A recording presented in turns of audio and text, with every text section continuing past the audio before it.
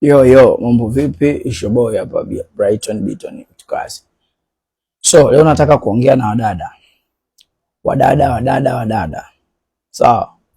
Wadada, mkiona unamtumia mtu let's say message kwenye DM labda au text au WhatsApp sema yote, hauna mazoea naye, ukaona let's say hakujibu message zako au hataki kujibu. Sana DM, ukiona hataki kujibu usiweke jealous, sawa? Usiweke roho ya kukunja. Sometimes kubaliana tu na hali halisi, sawa? Mfano huyu dada kaita sana shobo, sio?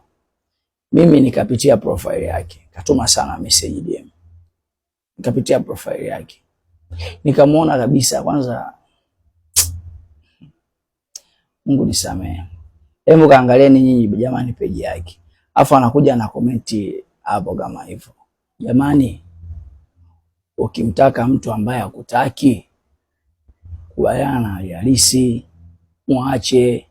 Sio lazima eti uje umkanyagie. Eti sasa unipendi. Mimi nimekwambia nakupenda. Nani kakwambia mimi nakupenda? Ndio maana hata DM zako na message zako sijibu, kwa sababu sitaki shobo. You are not my type, my sister. Wewe sio type ambayo wanawake mimi nawataka kwenye maisha yangu. Mimi na wanawake ambao nawatakaga. Wewe haupo kwenye hivyo vigezo. Usitake niongee maneno ya kumkufuru Mwenyezi Mungu tafadhali. Kama unipendi ni bloku, pita hivi na mambo yako. Sawa Hai.